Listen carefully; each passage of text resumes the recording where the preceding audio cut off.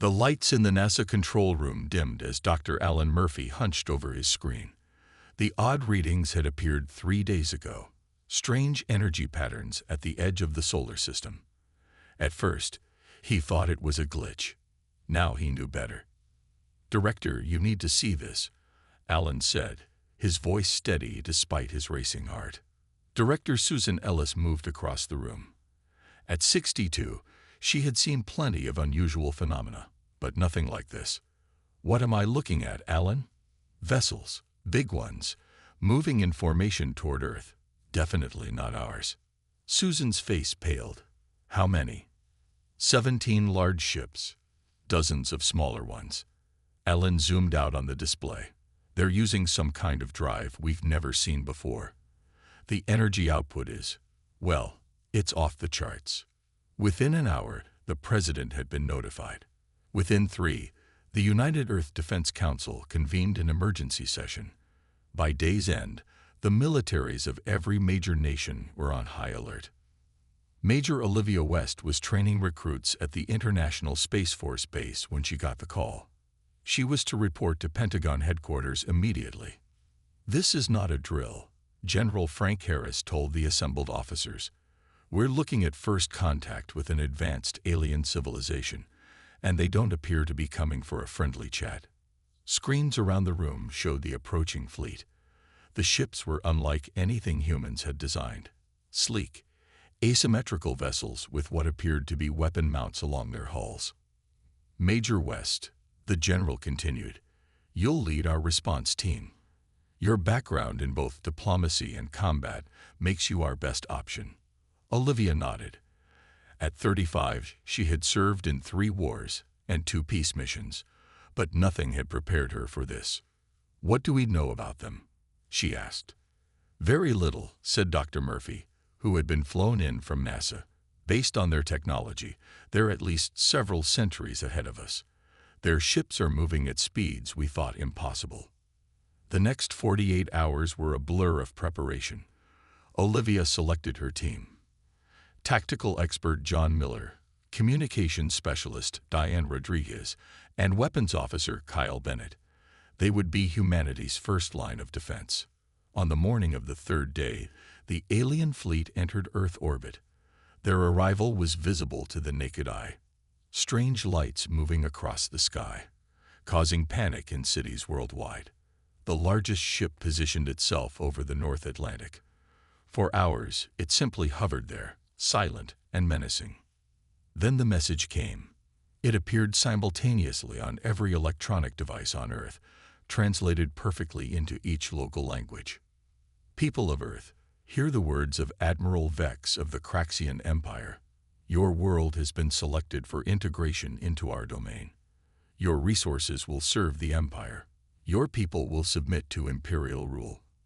Resistance is inadvisable. You have 1 planetary rotation to present your surrender.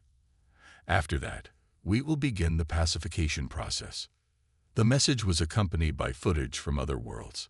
Cities turned to ash, oceans boiling away, entire populations enslaved. In the war room beneath the White House, the president turned to Olivia. "Major West, can we fight them?" Olivia studied the data from the alien ships. Their weapons systems were beyond anything Earth possessed. Their shields could likely withstand nuclear strikes, but she also noticed patterns in their movements, hints of a rigid, predictable tactical doctrine. "Sir," she replied, "their technology outclasses ours by centuries. But they're overconfident. I see gaps in their formation, flaws in their approach. They expect us to either surrender immediately or fight conventionally and lose." "And what do you recommend?" Olivia straightened her shoulders. "Neither, sir. I recommend we stall them diplomatically while we gather intelligence and prepare an unconventional response. These Craxians may have conquered hundreds of worlds, but they've never met humans before." The president nodded slowly. "You have 12 hours to develop a plan, Major. Make it good. The fate of our species depends on it." Outside, the alien ships continued their silent watch, their weapons trained on Earth's major cities, waiting for humanity's answer. The United Earth Defense Council gathered in the underground bunker. Maps and screens covered the walls, showing the positions of the Craxian ships. Director Peter Nash, a tall man with gray hair, stood at the head of the table. "We need time," he said, looking at the grim faces around him. "Major West, what have you found?" Olivia pulled up data on the main screen. "The Craxians have superior weapons and shields, but their computer systems seem basic compared to ours. They use different technology, but it's less advanced in that area." Dr. Alan Murphy nodded excitedly. "Their ships have amazing engines and weapons, but their data networks are simpler than what we built 20 years ago. It's like they focused all their advancement on military power, not information systems." Director Nash turned to the communication officers. "Send a message to Admiral Vex. Tell him Earth wishes to discuss surrender terms. Ask for a meeting." Several council members protested. "We're not actually surrendering," Nash explained. "We're buying time. While I talk to Vex, our teams will gather more information about their weaknesses." Olivia spoke up. "I want to lead a small team to one of their scout ships. If we can get aboard, we might learn more about their systems." Nash looked uncertain. "That's extremely dangerous." "Yes, but necessary. We need to know what we're fighting." After much debate, the plan was approved. Olivia selected her team. John Miller for combat support, Diane Rodriguez for communications, and Kyle Bennett for technical expertise. While Director Nash prepared to meet with Admiral Vex, Earth's militaries mobilized secretly. Submarines moved into position beneath the oceans. Fighter jets were loaded with experimental weapons. Computer experts worldwide began studying the Craxian communication signals. The next morning, Director Nash was transported to a meeting point in neutral airspace. A small Craxian shuttle descended to meet him. Admiral Vex was not what Nash expected. The alien stood 7 feet tall with blue-gray skin and 4 eyes arranged vertically on his face. He wore an elaborate uniform covered with medals. "Your species wishes to surrender?" Vex asked without greeting. "We wish to discuss terms," Nash replied carefully. "The transition to Craxian rule will be complex. We need to ensure the safety of our people." Vex seemed amused. "Safety is earned through obedience. The Empire requires your planet's resources, not its opinions." "Of course," Nash said, hiding his disgust. "But an orderly transition will benefit both sides. We have detailed information about Earth's resources that will help your mining operations." This caught Vex's interest.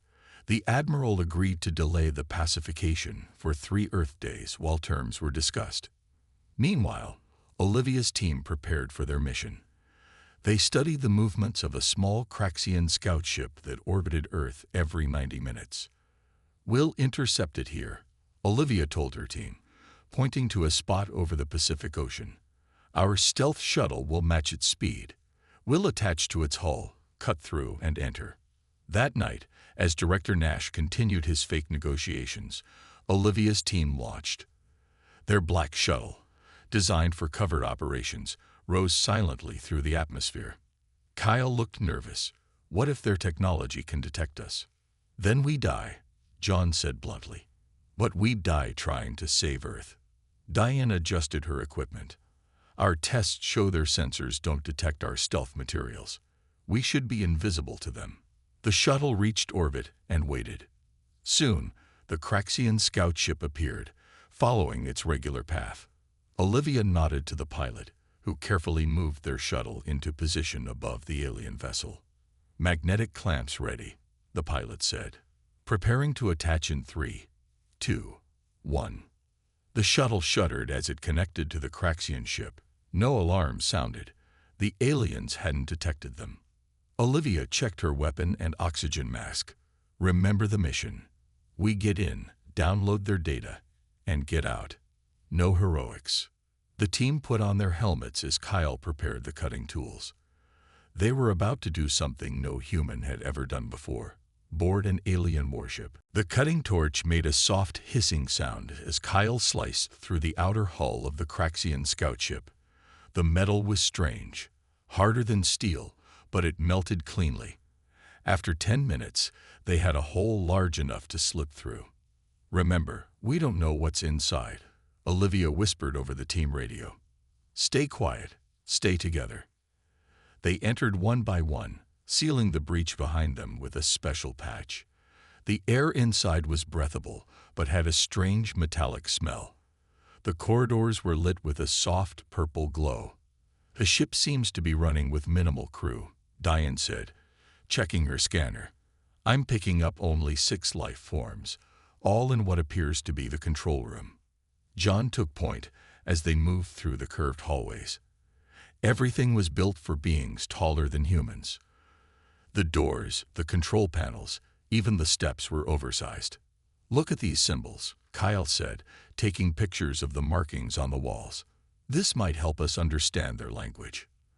They found a room filled with screens and what looked like computer terminals. Kyle immediately went to work. "Their security is basic," he said, surprised. "It's like they never expected anyone to get aboard their ships." While Kyle hacked into the system, Olivia and John kept watch. Diane set up a small device near the door. "This will warn us if anyone approaches," she explained. Kyle worked quickly, downloading everything he could find. Ship schematics, fleet information, communication protocols, and more. Then he found something unexpected. "These are records of other planets they've conquered," he said, his voice hushed. "Hundreds of them." They scrolled through images of different worlds and species. Each story ended the same way, with surrender and then exploitation. Mining operations stripped planets bare. Native species were used for labor or eliminated if they resisted. "No one has ever beaten them," Diane said, looking at the records. "Some tried to fight, but they always lost." "Look at this," Kyle pointed to another file. "Their biology is different from anything on Earth. Their cells are silicon-based, not carbon-based like ours." As Kyle continued downloading data, Olivia's device vibrated. Someone was coming. "Hide," she whispered. They ducked behind equipment just as 2 Craxian crew members entered. The aliens were tall and moved stiffly, their 4 eyes scanning the room. They spoke in clicking sounds to each other. Kyle wasn't finished downloading. He needed 2 more minutes. Olivia signaled to John, who nodded. They had to create a distraction. John took a small device from his pocket and tossed it into the hallway. It made a loud bang and released smoke. The Craxians hurried toward the noise, weapons drawn. "Finish it," Olivia told Kyle. "We need to move." Kyle completed the download just as Diane's warning device flashed red. More Craxians were coming. "We've got what we need." "Let's go," Olivia ordered. They headed back toward their entry point, but turned a wrong corner and found themselves facing a Craxian guard. The alien was surprised to see them, but recovered quickly and raised its weapon. John fired first. His shot hit the alien in the shoulder. The Craxian made a high-pitched sound and fell back, but the noise attracted others. "Run," Olivia shouted. They sprinted through the corridors as alarms began blaring throughout the ship. 2 more Craxians appeared ahead. Olivia and John engaged them while Diane and Kyle tried to find another route. In the chaos, Kyle was separated from the group. A Craxian soldier grabbed him from behind. "Go," Kyle shouted to the others. "Get the data back to Earth." Olivia hesitated, but knew the mission came first. The information could save billions of lives. "We'll come back for you," she promised. Olivia, John, and Diane fought their way back to the entry point and escaped to their shuttle. As they detached from the Craxian ship, they could see the aliens bringing Kyle to the bridge as a prisoner. "We have the intel," Olivia said grimly as they sped back toward Earth. "And now we know they can be hurt. They're not invincible after all." Back on Earth, Olivia's team rushed the stolen data to the command center. Scientists, military officers, and government officials gathered around as Dr. Murphy began analyzing the information. "This is incredible," Alan said, his eyes wide as he looked through the files. The Craxians have technology we've never imagined, but their computer systems are surprisingly simple. Director Nash leaned forward. Can we use that against them? Yes, Alan nodded. I think I can create a virus that could disrupt their systems. They've never needed strong cyber defenses because no one they've conquered ever had the chance to fight back this way. Diane spoke up. We also found something about their biology. They're silicon-based life forms, completely different from Earth life. Dr. Sam Porter, Earth's top biologist, examined the data. This is fascinating. Their cellular structure would be vulnerable to certain compounds that are harmless to us. There might be a way to create a biological weapon that only affects them. Olivia paced the room. We need to get Kyle back. He's still their prisoner. First, we need a plan to defend Earth. Director Nash said firmly. The Craxians are getting impatient with our delaying tactics. Admiral Vex has demanded a final answer by tomorrow. On the main Craxian ship, Kyle sat in a cell. The room was designed for creatures larger than humans, making the bench too high and the ceiling unnecessarily tall. 2 guards stood outside his door. Admiral Vex entered the cell. All 4 of his eyes focused on Kyle. Your species is interesting, Vex said. No other world has ever sent spies onto our ships. Most simply surrender when they see our power. Kyle said nothing. Tell me about Earth's defenses, Vex demanded. It will be easier for your people if we know where to strike first. Kyle thought quickly. This was a chance to feed them false information. Our strongest weapons are in the southern hemisphere, he lied. Australia and South Africa have our main defense systems. Vex seemed to believe him. And what about your nuclear weapons? Most were dismantled years ago, Kyle said. We only keep a small number active now. This was another lie. Earth's nuclear arsenal was fully operational and being prepared for use against the Craxian fleet. Back on Earth, Alan worked day and night developing his computer virus. He named it Trojan Horse. It will enter their systems hidden in normal communication signals, he explained to the Defense Council. Then it will shut down their weapons and shields for about 10 minutes. 10 minutes isn't long, General Harris noted. It's all we'll get, Alan replied. But it should be enough if we coordinate our attack perfectly. Meanwhile, Dr. Porter made progress with the biological agent. This bacteria is common on Earth but should cause respiratory distress in Craxians. It won't kill them immediately, but it will weaken them. Olivia developed a bold plan.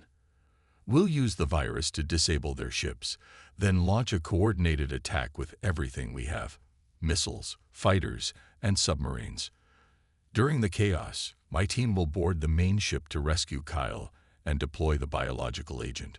The plan was risky, but no one had better ideas.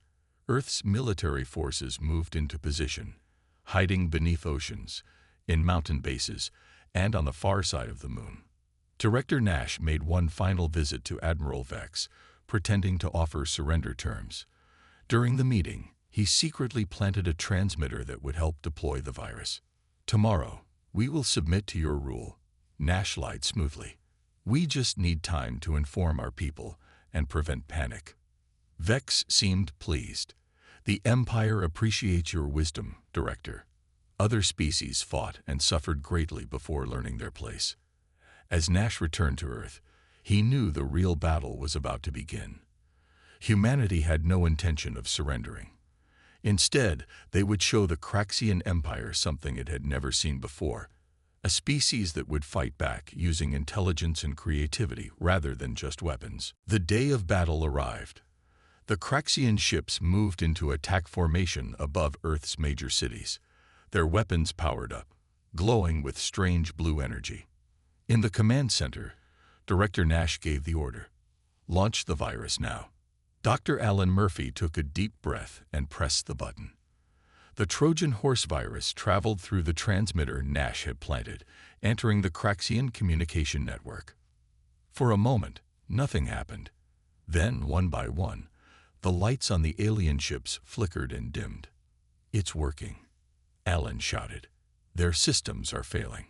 Admiral Vex stood on his command ship, confused and angry as screens went dark around him. "What is happening?" he demanded. His officers had no answers. Nothing like this had ever happened to the Craxian fleet before. "Weapons and shields are offline," one officer reported. "Estimated recovery time, 10 Earth minutes."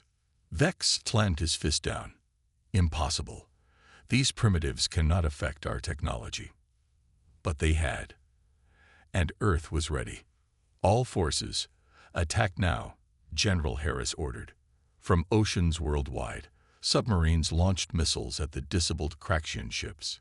From hidden mountain bases, laser weapons fired at precise weak points identified from the stolen data.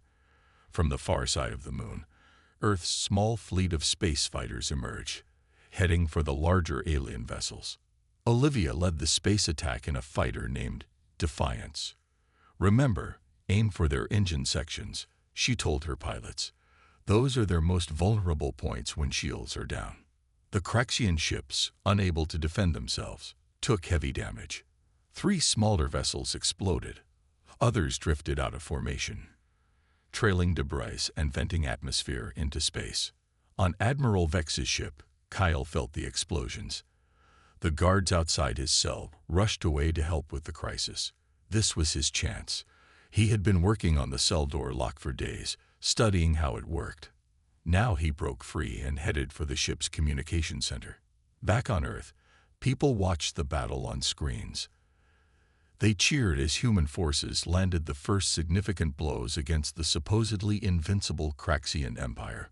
But the virus wouldn't last forever. After 8 minutes, the alien ships began to recover. Shields came back online. Weapons powered up again. "All fighters, return to base," General Harris ordered. "The window is closing." Most of the Earth fighters turned back. But Olivia had another mission. Her ship docked with Admiral Vex's damaged flagship. She and a small team boarded to rescue Kyle and deploy the biological agent. The Craxians, recovering from the cyber attack, began their counterattack. Their weapons were still more powerful than anything Earth possessed. Energy beams struck cities and military bases. Thousands died in the first wave. They're targeting the locations Kyle told them about, Director Nash realized. They don't know those were false. While the Craxians focused their attack on Australia and South Africa, the real Earth defense systems in North America and Asia remained untouched and continued firing. On the Craxian flagship, Olivia and her team fought their way through corridors filled with confused and angry aliens. They found Kyle in the communication center, where he had been sending distress signals to disrupt Craxian communications further. "Good to see you, Major," Kyle said with a tired smile. "Ready to go home?" Olivia asked, handing him a weapon. "Not quite yet," Kyle replied. "I've learned something important. The Craxians have called for reinforcements. A second fleet is on its way." Olivia made a quick decision. "We need to deploy the biological agent now, then get to the engine room. I have an idea." They released Dr. Porter's bacteria into the ship's air system. Within minutes, Craxian crew members began coughing and struggling to breathe. The battle for Earth had begun. Human forces had landed the first blow, surprising the Craxians with their resourcefulness. But the war was far from over, and the enemy still had overwhelming firepower and a second fleet on the way. Olivia, Kyle, and the team fought their way to the engine room of the Craxian flagship. Around them, alien crew members struggled with the effects of the biological agent. Some leaned against walls, coughing violently. Others lay on the floor, unable to stand. "What exactly is your plan?" Kyle asked as they moved through the corridors. "We're going to turn their own ship against them," Olivia replied. "You said you found the engine control systems while you were captive." Kyle nodded. "This way." The engine room was massive, filled with glowing blue crystals and humming machinery. 2 Craxian engineers tried to stop them, but were quickly overcome. Kyle went to the main control panel. Their engines use some kind of crystal energy we've never seen before, but the control interface is simple enough. While Kyle worked, Olivia got a message from Earth. Director Nash's voice came through her radio. Major West, the situation has changed. Emperor Zorak himself is on his way with reinforcements. Admiral Vex has informed him of our resistance. How long do we have? Olivia asked. Less than 12 hours. And Vex has ordered the use of planet-killer weapons. They're preparing to target our major population centers. Olivia looked at Kyle. We need to work faster. On Earth, the battle continued. The Craxian ships, though damaged, still outgunned Earth's forces. Cities burned. Defense installations were destroyed one by one. Dr. Murphy and Dr. Porter worked frantically in an underground lab. The biological agent had proven effective, but they needed something stronger. If we combine the virus with the bacteria, Alan suggested, we might be able to completely shut down their ships, not just temporarily disable them. Sam nodded. Their biology is their greatest weakness. They never expected to face an enemy with our kind of microorganisms. In the command center, Director Nash received alarming news. The Craxians had targeted 3 nuclear missiles at Earth's largest cities. If they hit, millions would die instantly, and millions more from radiation. We've lost most of our defenses, General Harris reported grimly. We can't stop those missiles. Then an unexpected message came through. It was from Olivia. Stand by, Earth Command. We're about to change the game. On the Craxian flagship, Kyle had managed to access the main engine controls. Most of the crew was incapacitated by the biological agent, giving them time to work. I can reverse the energy flow, Kyle explained. It would create a massive electromagnetic pulse that should disable all Craxian ships in orbit. Would it destroy this ship? Olivia asked. Probably not, but it will shut down everything for hours. Do it, Olivia ordered. And can you access their weapons controls? Kyle nodded. Already there, unlocking onto their own missiles. With a few commands, Kyle redirected the nuclear missiles. Instead of heading toward Earth, they turned and aimed at the other Craxian ships. Admiral Vex, struggling to breathe from the biological attack, watched in horror as his own weapons turned against his fleet. Stop them, he ordered, but his crew was either too sick or too confused to respond. Kyle initiated the engine reverse. The ship shuddered violently. Blue energy surged through all systems. Then a massive pulse of energy burst outward from the flagship. Every Craxian ship in orbit went dark. The missiles detonated against 3 enemy cruisers, destroying them completely. On Earth, people watched in amazement as the Craxian fleet suddenly became silent, dark shapes in the sky. They did it, Director Nash whispered. In the flagship's engine room, emergency lights came on as backup systems engaged. Olivia gathered her team. We need to get to the bridge and find Admiral Vex before their systems recover. As they moved through the darkened ship, they encountered little resistance. Most of the crew was incapacitated by either the biological agent or the power surge. They reached the bridge and found Admiral Vex slumped in his command chair, his breathing labored. His 4 eyes widened when he saw Olivia. Impossible, he rasped. No species has ever defeated a Craxian fleet. Olivia aimed her weapon at him. Earth is different. We're not like the other worlds you've conquered. And now you're going to help us send a message to your emperor. Admiral Vex sat in the command chair, a prisoner on his own ship. Olivia stood before him while Kyle worked at the Craxian communication system. You will send a message to your emperor, Olivia said to Vex. Tell him that Earth surrenders. Vex's 4 eyes blinked in confusion.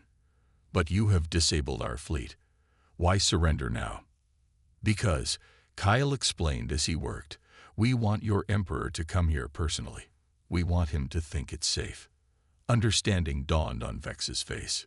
You are setting a trap. We're ending this war before it destroys our planet, Olivia replied. Now send the message. Reluctantly, Vex agreed. Earth forces had the upper hand for now, but only temporarily. The Craxian ships would eventually recover from the electromagnetic pulse. While Vex prepared his message, Director Nash organized Earth's counterattack. With the alien ships disabled, it was time to strike back with everything they had. All remaining forces, attack now, Nash ordered. Focus on their weapons systems. Around the world, the last fighters and missiles launched toward the helpless Craxian ships. On the moon base, scientists activated a new weapon developed from the stolen alien technology, a focused energy beam that could cut through Craxian hull material. Dr. Murphy and Dr. Porter had finished their combined virus-bacteria weapon. Special forces teams loaded it onto small, fast ships and headed for the disabled Craxian fleet. This should permanently disable their life support and navigation systems, Allen explained to Nash. And the biological component will spread through their entire crew. The counterattack was swift and devastating. 6 more Craxian ships were destroyed completely. Others were damaged beyond repair. The Special Forces teams successfully deployed the new weapon on all remaining enemy vessels. On the flagship, Kyle accessed the Craxian database. I'm downloading everything. Their star maps, weapons designs, engine specifications, everything we need to defend ourselves in the future. Vex watched with hatred as his mighty fleet was decimated. The Emperor will not be deceived by this trick, he said. He is coming with a force 10 times larger than mine. We're counting on it, Olivia replied. Diane Rodriguez, the communications specialist, had been working with Earth scientists to develop a new kind of defense shield based on Craxian technology. We've got it, she reported excitedly. The moon base has successfully replicated their shield technology. We can protect at least part of Earth now. As the last Craxian ships fell silent, Director Nash addressed the people of Earth. His face appeared on screens worldwide. Today, humanity has won its first victory against the Craxian Empire. But the war is not over. Emperor Zorak is coming, and we must be ready. Nations that had been enemies for generations now worked together. Scientists shared discoveries openly. Military forces combined under a single command. For the first time in history, Earth was truly united. In orbit, Olivia's team secured the Craxian flagship. They moved the alien crew to containment areas and took control of all systems. Kyle worked day and night to understand and adapt the alien technology. We can use their own weapons against them, he told Olivia. And I think I found something even better. The secret to their faster-than-light travel. Earth had 8 days before Emperor Zorak would arrive. Every hour was spent preparing. Factories worldwide shifted to producing new weapons based on Craxian designs. The moon base expanded its shield generators to cover major cities. Admiral Vex, still a prisoner, watched these preparations with growing unease. Your species is unlike any we have encountered, he admitted to Olivia. Others fought with courage, but you fight with innovation. Olivia nodded. That's what your empire never understood. Technology alone doesn't win wars. Adaptability does. And humans are the most adaptable species in the galaxy. As the deadline approached, Earth was transformed. Ancient cities now had shield generators. Ordinary people had been trained to use alien weapons. And in orbit, a fleet of hybrid ships, part human, part Craxian technology, waited for the Emperor's arrival. The day of reckoning arrived. Emperor Zorak's fleet appeared at the edge of the solar system, a massive armada of over 100 ships. Each was larger and more heavily armed than anything in Admiral Vex's defeated fleet. In the command center, Director Nash watched the approaching enemy. Are we ready? Dr. Murphy nodded. The virus has been uploaded to all our new weapons. One hit will spread it throughout their systems. Dr. Porter added, and the biological agent has been modified to work faster. It should affect the Craxians within minutes of exposure. On the captured flagship, now renamed Defiance, Olivia prepared her crew. Humans worked at stations designed for aliens, using controls they had learned to operate in just 8 days. Kyle stood at the engine controls. The faster-than-light drive is operational. We can match their maneuverability now. Admiral Vex remained a prisoner on the bridge. The Emperor will not fall for your tricks, he warned. He has conquered 1,000 worlds. But none of them were Earth, Olivia replied. As the Craxian Armada entered Earth orbit, Emperor Zorak's massive command ship moved to the front. It was twice the size of any other vessel, covered with weapons. A transmission came through. The Emperor himself appeared on screens across Earth and in the command center. He was larger than Vex, with 6 eyes instead of 4, and skin that was deep purple rather than blue-gray. "People of Earth," he said, his voice translated by the systems Kyle had programmed. "I have come to accept your surrender personally. Prepare for the glory of serving the Craxian Empire." Director Nash stepped forward to respond. "Emperor Zorak, Earth does not surrender. We have defeated Admiral Vex's fleet, and we will defeat yours as well. Leave our system now, or face the consequences." The Emperor laughed, a harsh sound like grinding metal. Brave words from a doomed species. Admiral Vex was weak. I am not. He ended the transmission. Immediately, his ships moved into attack formation. "All forces, execute Plan Trojan," Nash ordered. Earth's trap was sprung. The hybrid ships the humans had built using Craxian technology emerged from hiding behind the moon. The captured Craxian vessels, now controlled by human crews, moved to flank the Emperor's fleet. Olivia's flagship, the Defiance, shot forward using its faster-than-light drive. It appeared directly in front of the Emperor's command ship, surprising the Craxians. "Fire the quantum disruptor," Olivia ordered. The weapon, designed by Dr. Murphy based on Craxian technology, fired a beam of energy that ripped through the Emperor's shields like they weren't there. At the same time, the virus uploaded to all Earth weapons began spreading through the Craxian fleet's communication network. On Earth, the shield generators activated, covering major cities with protective barriers just as the Craxian ships opened fire. Most of their shots were absorbed by the shields. The battle raged across Earth orbit. Despite being outnumbered, the human forces fought with unexpected tactics. Their smaller ships darted between the massive Craxian vessels, forcing the aliens to risk hitting their own ships. The biological agent spread through the Emperor's fleet, causing chaos as crew members fell ill. Ship after ship went dark or fired on the wrong targets. Emperor Zorak watched in disbelief as his mighty armada fell into confusion. "This is impossible. They are primitives." On the Defiance, Admiral Vex observed the battle with new understanding. "You never viewed us as a serious threat," he said to Olivia. "That was your Emperor's mistake." The quantum disruptor fired again, crippling the Emperor's flagship's main weapons. Olivia led a boarding party, fighting their way to the bridge where Emperor Zorak waited. When they broke through the final door, they found the Emperor struggling to breathe, affected by the biological agent. His guards lay on the floor, too weak to stand. "Surrender," Olivia demanded, weapon raised. For the first time in the 1,000-year history of the Craxian Empire, its Emperor faced defeat. Zorak looked at the humans with his 6 eyes, seeing not the primitive species he had expected, but something his empire had never encountered before, an enemy that could adapt, innovate, and overcome seemingly impossible odds. "What are your terms?" he asked. Earth had won.